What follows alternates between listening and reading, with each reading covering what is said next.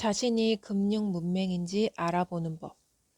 경제금융용어 700선이라는 책이 있다. 한국은행 사이트에 가면 무료로 다운로드 받을 수 있다. 엘렌 그린스펀은 글을 모르는 문맹은 생활을 불편하게 하지만 금융 문맹은 생존을 불가능하게 만들기 때문에 더 무섭다라고 말하기도 했다. 금맹인 사람은 자산을 지키고 늘리는 데 있어 무너진 성벽을 지키는 성주와 같은 신세다. 내 재산을 남들이 가져가려 해도 지키지 못하고 뺏어가도 뺏어간 줄 모른다. 재산을 모으려 해도 내 가치와 상대의 가치를 모르니 매번 터무니없는 값을 지불하거나 헐값에 넘기기 일쑤다. 그래서 실제 생활에서는 문맹이나 컴맹보다 더 비참한 삶을 벗어나지 못하기도 한다.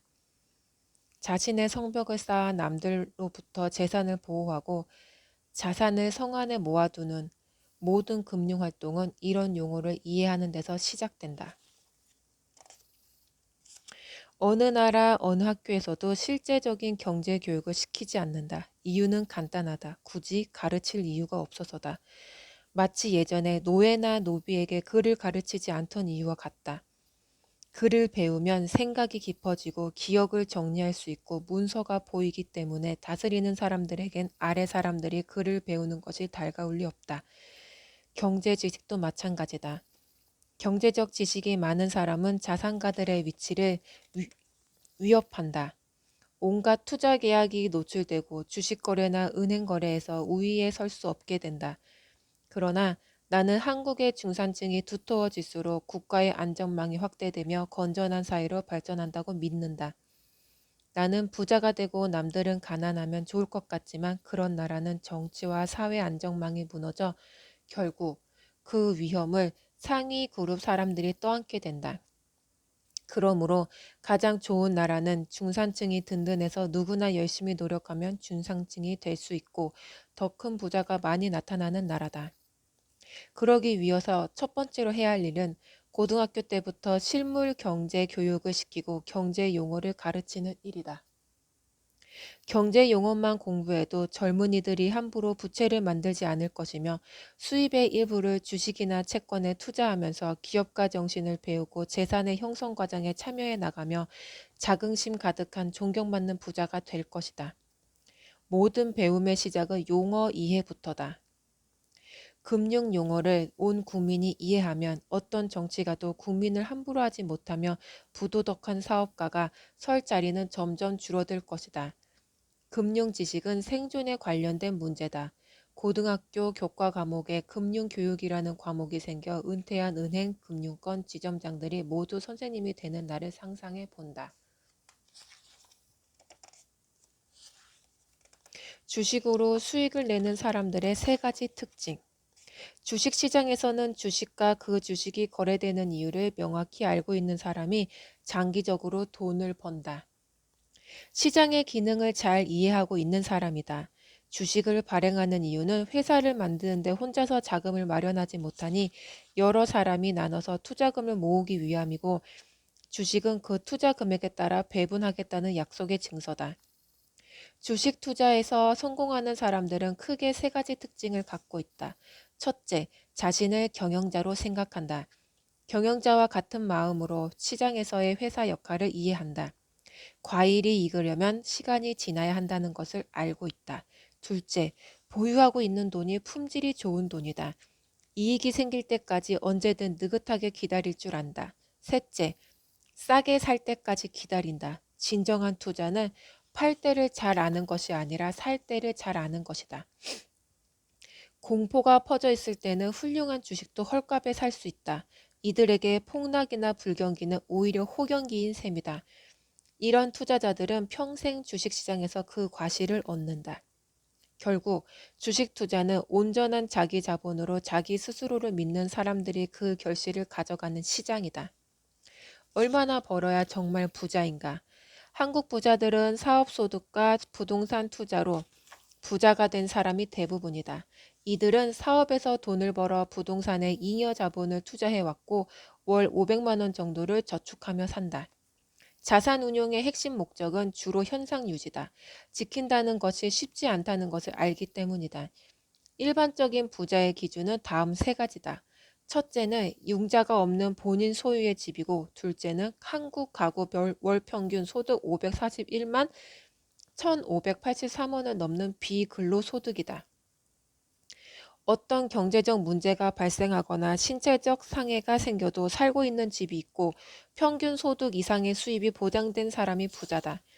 500만 원 이상의 비근로소득이 있으려면 20억이 넘는 자산이 부동산이나 금융자산에 투자되어 있어야 한다. 마지막 세 번째는 더 이상 돈을 벌지 않아도 되는 욕망, 억제 능력 소유자다. 세 번째 조건을 충족하려면 한 인간이 자기 삶의 주체적 주인이 되어야 한다. 스스로의 삶의 철학과 자존감을 가져야 비교하지 않을 수 있다. 더 이상 일하지 않아도 될 정도라는 의미는 두 가지다. 내 몸이 노동에서 자유롭게 벗어나도 수입이 나오고 내 정신과 내 생각이 자유로워서 남과 비교할 필요가 없는 것을 말한다. 즉, 육체와 정신 둘 다에서 자유를 얻은 사람이 부자다. 내 재산이 지금 얼마인지 아는 사람은 사실 산술적인 부자가 아니라고 생각한다. 부자는 더 이상 돈을 벌 필요가 없어진 사람이기 때문이다. 내가 재산을 지키기 위해 매일 하는 일. 나는 내용이 장황하고 자세한 보고서는 보고서를 위한 보고서라 생각해서 각각의 사장들에게 일주일에 한 번 200자 내외로 간단히 문자 보고를 하게 한다. 경제 사이트를 보는 일은 사실 순서대로 되지 않는다. 야후 파이낸스나 이것은 일반적인 투자 정보가 많아 야후에서 가장 인기 있는 부분 중에 하나다. 부동산은 주식과 달리 가격 형성 과정이 불분명해서 이렇게 끊임없이 비교 추적해야 감이 생긴다. 가난은 생각보다 훨씬 더 잔인하다. 마음의 가난은 명상과 독서로 보충할 수 있지만 경제적 가난은 모든 선한 의지를 거두어가고 마지막 한 방울 남은 자존감마저 앗아간다. 가난이 길어지면 오히려 탐욕이 생기며 울분이 쌓이고 몸에 화가 생기며 건강을 해치게 된다. 삶이 어려워진 사람은 마음의 여유와 평정을 유지하기가 힘들다. 객관적인 시각을 갖기 힘들고 쉽게 상처를 받고 불평과 원망이 늘어나면서 인간관계가 부서진다. 가난하게 태어난 건 제가 아니지만 가난하게 죽는 것은 나의 잘못이다라고 빌 게이츠는 말한다. 부자가 되는 방법의 시작은 자신이 부자가 될 수 있다고 믿는 것이다.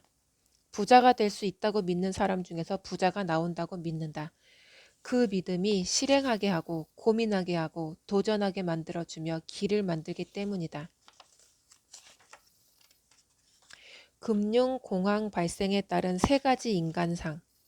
사람들이 절망하고 공포에 떨며 모든 재산을 던져버릴 때 어둠 속으로 걸어 들어가는 사람들이 있다. 산업과 경제에 대한 근본 가치를 믿는다.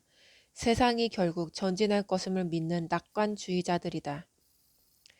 살아보니 산에서 돌이 굴러 내려오면 돌에 맞아 죽은 사람도 있고 피하는 사람도 있고 돌을 내다 파는 사람도 있다. 가장 큰 부의 이동은 항상 매번 이런 식이었다.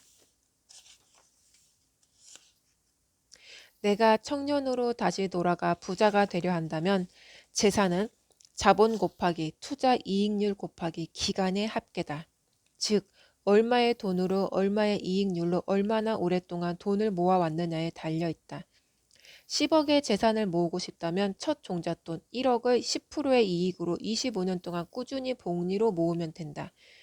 내 나이가 30이라면 55세에 나는 부자가 되는 것이다. 이것이 아직 젊은 나이에도 안정적인 직장 생활을 하면서 얼마든지 백만장자가 될 수 있는 방법이다. 하루라도 빨리 시작하면 된다. 공식에서 가장 중요한 변수가 투자 기간이기 때문이다.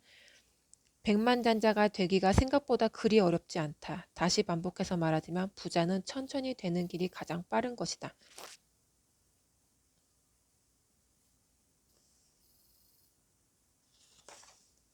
지혜는 기초 학문으로부터 시작된다. 투자는 지식과 지혜가 합쳐져야 성공한다. 지혜가 없는 지식은 오만해지고 지식이 없는 지혜는 허공만 안게 된다. 실상은 인간의 욕망과 좌절을 이해시키기 위해 숫자로 설명할 뿐이다. 학문은 우리가 지혜를 얻는 데 필요한 그릇과 같다.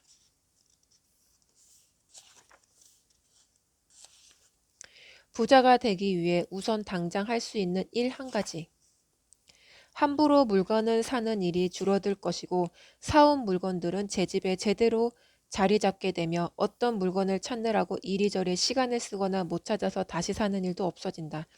씀씀이가 올바라지고 사람이 달라지며 가족 간에 다투고 싸우는 일도 줄어든다. 이렇게 정리를 하고 나면 부엌이나 옷장이나 차고나 화장실도 치우고 싶어질 것이다. 평생 존중받는 부자로 살 준비가 다 된 것이다. 이제 때만 기다리면 된다. 앞으로 주식이 오를 것 같습니까? 폭락이 거듭되면 주식의 가격은 회사의 본질적인 가치 밑으로 내려간다. 리스크가 사라진 정도가 아니라 그 자체가 이익 분기점을 넘어선다. 여기서부터는 시장 고수들과 자본가들이 참여한다. 주식의 본질적 가치를 계산함으로 명품을 줍는 기분으로 사모은다. 일반인들이 주식이 더 떨어질까봐 망설이는 사이 박앤세일은 끝나버린다. 이런 질문을 하는 사람은 두 가지 허점을 갖고 있다. 하나는 빨리 수입을 만들어야 하는 경우이며 다른 하나는 내가 사고 싶은 걸 산 게 아니라 남이 사는 것을 따라 산 경우다. 자신을 믿지 못해 이익을 만들지 못한다. 시장 상황이 더 악화돼도 대응할 수 있는 상황 안에서 투자를 해야 한다. 이것이 투자의 정석이다. 현재 임차료를 내는 사람들의 숨은 가치. 만약 현재 임차료를 건물주에게 내고 있는 사람이라면 그 사람은 해당 건물을 소유할 능력을 최고로 많이 가진 사람이다. 자신의 사업에서 두 가지 수익이 발생한다는 것을 알아야 한다. 첫째는 사업 자체가 벌어들이는 수입이고 다른 하나는 고객이 들락거리면서 생긴 트래픽에서 발생한 부동산 가치 증가 수입이다. 조물주 위의 건물주는 우리랑 다른 사람 같지만 그도 평생 모은 돈과 융자를 받아 겨우 건물을 사서 능력 있는 사업자 덕에 월세로 융자금과 자기 생활을 하는 사람일 뿐이다. 건물주 위에 은행이 있기 때문이다. 빚을 이기는 사람은 이 세상에 아무도 없다. 그런데 당신은 임차료를 밀리지 않고 잘 내면서 그동안 사업을 운영해왔다. 만약 건물을 소유하게 되면 어느 누구보다도 은행 융자금을 잘 갚을 수 있는 힘이 있는 사람이다. 생산, 제조, 판매를 동시에 하는 농장이라면 부동산 사업자다. 6차 산업이라고도 말한다. 임대료를 내는 사람이 건물주라는 말을 사업을 운영하는 동안 절대로 잊지 않는다면 어느 날 건물주가 되어 있을 것이다. 건물 하나만 내 것으로 잘 잡아 융자를 갚고 나면 그 다음부터 레버리지로 다른 건물들을 살 수 있다. 부동산에 투자하는 것이 좋을까? 주식이 좋을까? 부동산 시장에도 임대 수익 기준으로 부동산을 매매하는 시장이 있고 개발을 통해 수익을 만드는 시장도 있다. 임대료 중심으로 부동산에 투자하는 사람은 주식시장에서 배당 우량주에 투자하는 사람과 같은 성향이고 부동산 개발 사업에 투자하는 사람은 주식시장에서 유망 테마주에 투자하는 사람과 같은 성향이다. 즉, 투자 시장의 구분으로 투자자 성향을 나누는 것이 아니라 투자 스타일에 따라 나눠야 한다. 건물 가격은 임대료 갱신 때나 오르는 것이고 주가는 실적이 좋아지면 오르는 것이라 생각하기 때문이다. 회사의 내재 가치를 찾아내고 상대적으로 저평가된 회사의 주식을 사서 회사가 성장하기를 기다리는 장기적 투자 관점을 가진 투자자가 있는 반면 인간 궁중의 투자 심리에 따른 기술적 반등과 저항을 따라 매매하는 트레이더들이 있다. 회사와 동업을 하는 경우 유통 거래자다.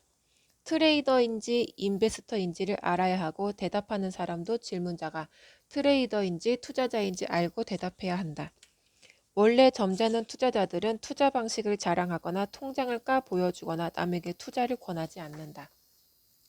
묻기 전에 물을 만한 자격을 갖춰야 하고 그 자격을 갖추기 위해 공부를 하다 보면 왜 물으면 안 되는지도 스스로 알게 된다.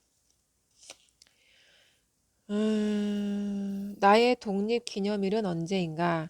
나에겐 6월 27일이 개인 독립기념일이다. 그날이 내 자본소득이 근로소득을 넘긴 날이었기 때문이다. 더 이상 일을 하지 않아도 되는 날의 시작일을 개인 독립기념일로 삼았다. 개인의 소득은 크게 두 가지다. 첫째는 급여 수입이다. 자신의 노동이나 일을 통해 만든 것. 직접 일을 해야 수입이 생긴다. 자신의 근로소득이 기본적으로 소득의 원천이다. 누군가를 위해 일을 한다는 것은 나에게 주어진 시간과 재능을 남에게 제공해 수입을 만드는 것이고, 만약 일을 제공받는 사람이 거절한다면 나의 수입은 사라져버린다. 나에게 결정권이 없으므로 주권이 없는 것이다. 그러므로 개인이 독립하려면 내 수입이 나의 노동이 아닌 다른 곳에서 나오게 만들어야 한다. 무엇이든 할 수 있는 자유와 아무것도 하지 않아도 되는 자유를 동시에 쟁취한 사람이기 때문이다. 자기 결정권이 스스로에게 생겨난 날이다.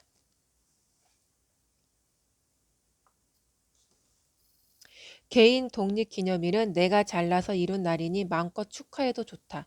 자녀들도 집안의 그런 문화를 통해 자신들도 성장해서 부모로부터 벗어나는 광복절과 독립기념일을 스스로 만들도록 가르칠 수 있다.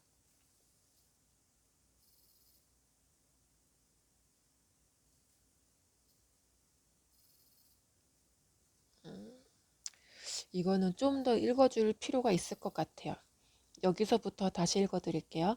그러므로 개인이 독립하려면 내 수입이 나의 노동이 아닌 다른 곳에서 나오게 만들어야 한다. 따라서 내가 벌어들인 모든 근로 수입을 아껴서 이 소득이 자산을 만들게 하는 것이 독립운동의 시작이다.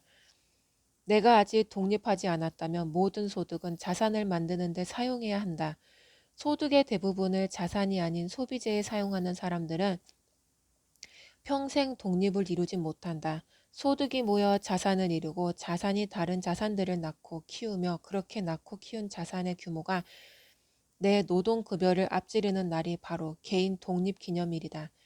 그날을 앞당기기 위해서는 5개년, 10개년, 20개년 자산운용 정책을 만들고 투자를 진행하여 기필코 내 세대에서 이 가난의 꼬리를 끊어내겠다는 각오가 있어야 한다. 그날 이후로는 내가 일을 하든 안 하든 뭐든 내 자유다.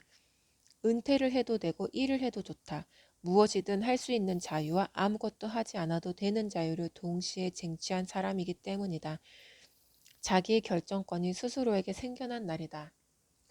여러분들도 근로소득과 자산소득에 대한 차이를 스스로 기준을 잡아야 할 필요가 있다고 생각합니다. 내가 언제까지 직장을 다닐 수 없기 때문에 내 노후를 준비하기 위해서는 노동소득 외에 시스템 소득, 자산 소득이 반드시 필요하다는 생각이 듭니다. 그게 주식이 됐든 부동산이 됐든 플랫폼 사업이 됐든 내가 할 수 있는 선에서 찾아서 해보는 시각, 해봐야 된다고 생각합니다. 어떻게든 시작을 하면 뭐가 됐든 결론은 나온다고 믿습니다. 돈을 다루는 4가지 능력, 돈을 버는 능력, 모으는 능력, 유지하는 능력, 쓰는 능력으로 나뉜다. 부자가 부를 유지하려면 이 4가지 능력을 모두 갖추고 있어야 한다. 돈을 모으려면 자산의 균형을 맞추고 세밀한 지출관리 능력이 있어야 하기 때문이다. 돈을 대하는 태도 자체가 올고자야 한다. 작은 돈을 함부로 하면 안 되고 큰 돈은 마땅히 보내야 할 곳에 보낼 수 있어야 한다. 작은 돈을 함부로 하면 주변이 그를 따라서 돈을 함부로 하고 마땅히 풀어야 할 때 큰 돈을 풀지 않아서 주위의 사람이 떠난다. 단호함과 너그러움이 같이 있어야 한다. 돈을 유지하는 능력은 돈을 벌 줄 아는 사람이 돈을 모으는 능력을 얻은 후에 모아놓은 재산을 지키기 위해 반드시 필요한 능력이다. 금융, 정치, 경제를 보는 눈도 일반인들과 다르다고 생각하기 시작하고 더 이상 선생을 구하지 않고 스스로 선생이 되거나 어른 행세를 시작하기 좋은 때다. 자산이 허물어지는 것은 한순간이다. 집을 짓는 데는 3년이 걸려도 허무는 데는 하루면 끝이다. 마지막으로 돈을 쓰는 능력은 고도의 정치 기술과 같다. 검소하되 인색하면 안 된다. 시간을 팔아 돈을 버는 사람들의 시간을 빼앗으면 갚아줘야 한다. 그 시간이 다시 돌아오지 않는 자산이기 때문이다. 지적 상담료가 비싼 이유는 그만한 가치를 하거나 그 지식을 배우기 위해 많은 시간을 들였기 때문이다.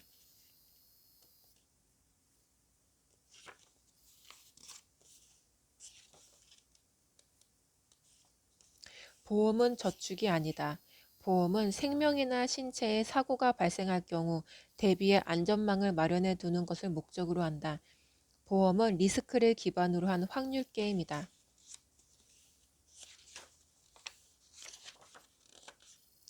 이미 자산의 일부가 보험의 역할을 충분히 하고 있기 때문이다.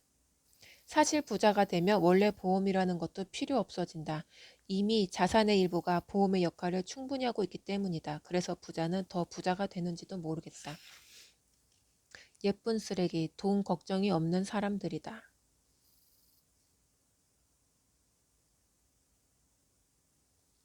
무언가를 사는 것보다는 그때그때 경험을 즐기고 동료들과 함께 어울리고 로컬 행사에 직접 참여해보는 것을 좋아했다. 이제 어디 가서 예쁜 물건이 보이면 한번 집어보고 이것이 예쁜 쓰레기 후보인지 아닌지 생각해보면 금방 답이 나온다. 자랑을 위해 소비하는 것이 아니라 필요를 위해 소비하는 형태로 바뀐다. 그때는 오히려 로고가 안 보이는 좋은 제품을 차게 되고 오메가나 롤렉스 시계가 아니라 200달러짜리 몬데인 시계를 차고 다녀도 멋있어 보인다. 아무리 예뻐도 결국 쓰레기다. 쓰레기는 버리거나 치워야 한다. 돈을 주고 쓰레기의 예쁨에 현혹될 이유가 없다. 차라리 그런 돈으로 가장 좋은 의자와 가장 비싼 베개를 사고 가장 좋은 침대와 이불을 사고 수제화를 신는 것이 낫다. 사람은 어디서 무엇을 하든 이것들 안에서 살아가기 때문이다.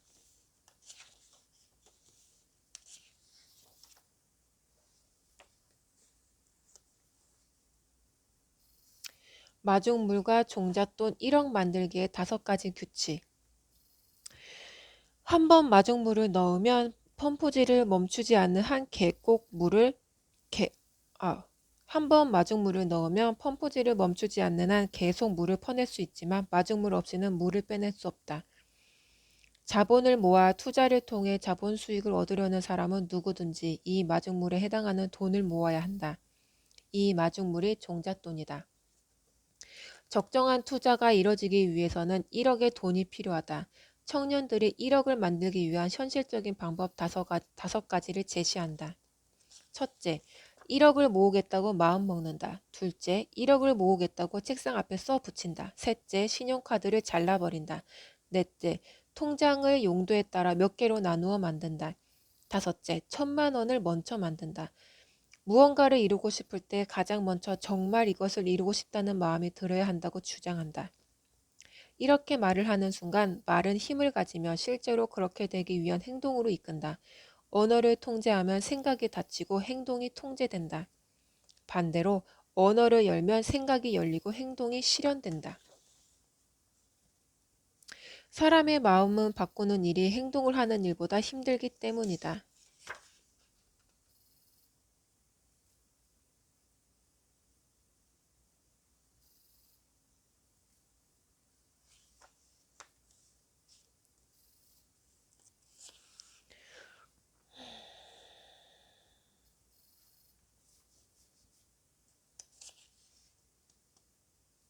생활비, 여유자금, 저축을 위한 통장. 이렇게 통장을 세분화하고 기초생활비, 저축, 문화활동, 교육 등의 주요 항목에 맞춰 예산을 편성한다. 되는 대로 쓰고 남는 대로 저축하면 기업도 국가도 몇 년 안에 망한다. 목표액 1억의 10분의 1을 먼저 만드는 일이다. 모으다 모으면 모으는 과정에서 재미도 붙고 요령도 생기고 추가 수입도 생기면서 흥미를 품게 된다. 돈을 그렇게 함부로 생각하는 것 자체가 이미 돈의 노예가 된 거다. 한국의 노년 빈곤층 비율이 50%에 가깝다. 젊어서 돈을 함부로 대했기 때문이다. 재산이 증식되고 사회 경제 구조를 이해하고 부자가 되는 길을 걷는 것은 대단한 행복이다. 좋은 부채, 나쁜 부채. 부채에는 좋은 부채와 나쁜 부채가 있다. 회계학의 기준에서 보면 자본과 부채를 합친 것이 자산이다. 부채를 좋은 부채로 만들기 위해서는 다음 몇 가지 조건이 필요하다. 첫째, 소비에 사용하면 안 된다. 반드시 추가 이익이나 자본 확정이 일어날 곳에 사용해야 한다. 둘째, 나에게 일정한 수입이 있고 이후 이 부채로 일정한 수입이 발생하도록 만들어 놔야 한다. 일정한 현금 흐름이 보장되지 않으면 숨이 막혀 죽게 된다. 내가 부채의 이자를 일정하게 지불할 여력이 있거나 부채 자체가 발생시킨 이익이 이를 대신할 수 있어야 한다. ROE, 자기자본 이익률이 내 부채에서 발생하는 이자보다 높아야 한다. 즉, 싼 이자로 더 비싼 수익을 만들 수 있는 상황이라면 이 빚은 아주 좋은 빚이다. 다시 말해, 내 주머니에서 돈을 가져가는 부채는 나쁜 부채고 나에게 돈을 가져다 주는 부채는 좋은 부채다. 내가 통제하지 못하는 부채는 나쁜 부채고 내 통제 안에서 움직이는 부채는 좋은 부채다. 세상의 권위에 항상 의심을 품어라. 나는 나 스스로다. 나는 나 스스로 존재하는 사람이다. 나는 독립적 인격체다. 내가 스스로를 이렇게 존중하면 내 안에 나를 사랑하는 자존감이 생긴다. 스스로 판단하고 공부하고 결정해야 한다. 투자 문제에 있어 사고팔 때와 전망과 상품을 묻는 것은 하수들의 행동이고 대답을 하는 사람도 하수다. 고수는 물어도 대답을 하지 않는다. 투자도 공부고 경험이다. 절대로 길들여지지 말고 스스로 규칙을 만드는 사람이 되길 바란다. 스스로 규칙을 만들다 보면 규칙이 사라지는 날이 올 것이다. 그날 비로소 당신은 혼자 스스로 서게 된 것이다. 좋은 돈이 찾아오게 하는 7가지 방법. 1. 품위 없는 모든 버릇을 버려라. 욕을 하고 투덜거리는 것, 경박한 자세로 앉아있는 것, 남을 비웃는 것, 지저분한 차림, 약속에 늦거나 변경하는 일 등의 이런 모든 행동은 품위 없는 짓이다. 2. 도움을 구하는데 망설이지 마라. 묻고 요청하고 찾아가고 부탁하라. 반드시 물음에 답을 주고 도움을 주고 반기는 사람이 있다. 3. 희생을 할 각오를 해라. 작은 목표에는 작은 희생이 따르고 큰 목표에는 큰 희생이 따른다. 공부를 위해서는 잠을 포기해야 하고 돈을 모으기 위해선 더 많은 시간을 일해야 한다. 4. 기록하고 정리해라. 투자 내역, 정보, 갑자기 생각난 아이디어, 명함, 사이트 암호들, 구매 기록 등을 모두 정리하거나 기억해라. 이것은 재산이며 동시에 당신을 보호한다. 5. 장기 목표를 가져라. 산을 오르려면 봉우리가 보여야 한다. 즉각적인 자극에 유혹당하지 말고 평생 지킬 만한 가치를 찾아라. 6. 제발 모두에게 사랑받을 생각을 버려라. 눈치 보지 말고 비난에 의연하고 무리와 어울리는 것에 목숨을 걸지 마라. 진정한 친구는 2명도 많고 가족의 지지가 모든 것의 기초다. 부정적인 사람과 결별하고 당신보다 나은 사람들과 어울려라. 7. 시간이 많다고 생각하지 마라. 투자는 지금도 늦었고 저절로 수고 없이 느는 것은 나이밖에 없다. 1살이라도 젊어서 투자하면 1살이라도 어릴 때 부자가 된다. 직장인들이 부자가 되는 2가지 방법. 스스로 1인 기업이라 생각하면 안 된다. 자신은 나라는 비즈니스를 경영하는 경영자다. 회사와 기획 서비스를 계약한 비즈니스 파트너라고 생각해라. 내 서비스에 만족하면 회사는 계약을 갱신해 갈 것이고 비용을 올려도 기꺼이 지불하려 할 것이다. 충성도는 필수 요건이고 능력은 선택 요건이기 때문에 능력이 조금 모자라도 충성도가 강한 직원을 승진시키다. 충성도 없이 능력이 높은 직원은 성과가 올라가면 올라갈수록 결국 창업을 하거나 동업을 요구할 수준까지 갈 것이기 때문이다. 상사에게 지시를 받고 업무를 끝냈으면 끝냈다는 확인 보고를 해주는 것이 좋다. 반면 지시를 이행하고 바로바로 확인해주면, 특히 잊고 있던 업무를 마쳤다고 확인해주면 상사의 인식 속에는 믿을 만한 부하로 각인된다. 인사를 정중히 한다는 것은 두 인간 사이에 관계가 생긴다는 뜻이다. 관계와 인연이 생겨야 일이 이루어진다. 상사들은 부하들이 자신을 당길 때만 반응하게 되어 있다. 결국 직장에서 성공 원리는 아주 간단하다. 자기 일처럼 성실하게 일하고 보고를 바로 하고 인사를 잘하면 된다. 경영자 관점에서 이런 직원은 보석이다. 마음이 저절로 가고 뭐라도 해주고 싶은 마음이 절로 들며 드디어 내가 후계자를 찾았나 싶을 정도로 아낌을 주게 마련이다. 직장인으로 부자가 되는 다른 방법은 투자다. 급여의 20% 이상을 계속 모아서 종잣돈을 만들고 투자를 지속하는 것이다. 직장에서 급여를 받는 사람이 투자를 하지 않고 부자가 될 방법은 부자와 결혼하거나 복권 당첨밖에는 없다. 투자를 저축으로 이해하면 안 된다. 물가 상승률 이상, 평균 주가 지수 이상을 벌어내는 기술을 따로 습득해야 한다. 감독, 자산 배분이 중요한가? 선수, 포지션이 중요한가? 투자자마다 나이나 수입도 다르고 사용 계획이나 기대 수익률도 모두 다르다. 첫째, 나의 재무 상태를 점검하고, 둘째, 투자 목적을 명확히 하고, 셋째, 리스크 허용 한도를 설정한다. 기업의 펀드 관리자들은 아마 투자보다 자산 배분이 더 중요하다고 생각할 것이다. 어느 자산에 어떻게 들어가 있느냐 수익의 대부분을 만들어낸다. 분배야말로 자산을 유지시켜주는 근원이다. 자신의 포트폴리오를 구성할 때 처음 해야 할 일은 본인의 투자 자금 종류를 정확히 확인하고 이해하는 것이다. 주식에만 100% 투자할 게 아니라 채권이나 부동산, 예금 상품으로 나누고 각 자산을 얼마나 오래 유지할 것인가도 미리 고민하고 각 자산에 따른 기대 이익률도 설정하는 모든 것이 자산 배분이다.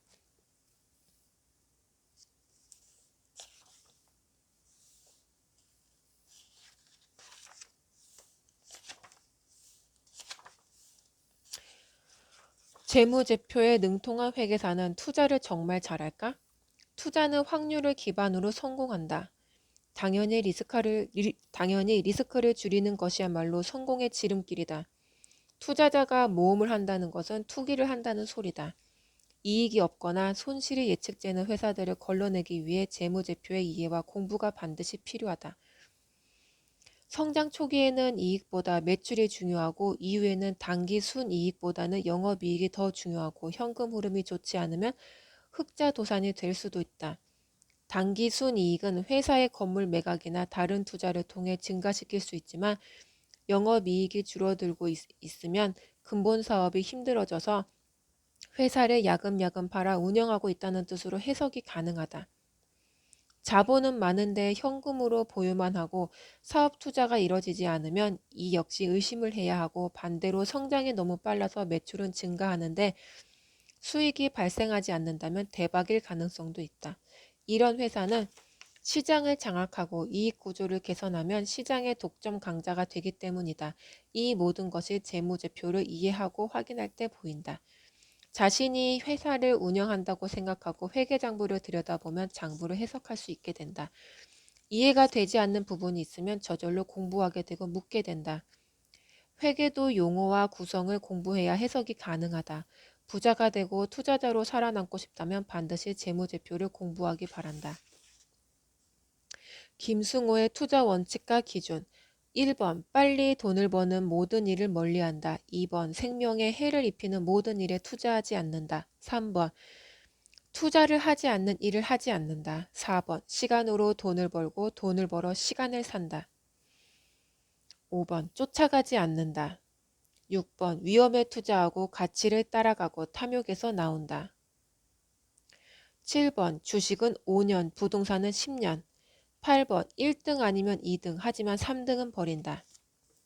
자산은 무엇인가 항상 투자를 하고 있어야 한다. 물론 투자를 위해 대기하는 자본도 투자다. 아무 계획도 없고 아무 욕망도 없는 자산은 죽는다. 나쁜 투자는 아무것도 하지 않는 투자다. 내가 돈을 버는 이유는 시간을 사기 위해서다. 내가 무엇을 하든 하지 않든 모든 내 자유다. 모든 시간을 나를 위해 쓸 수 있으니 무엇이든 공부하고 필요한 모든 것을 구할 수 있다.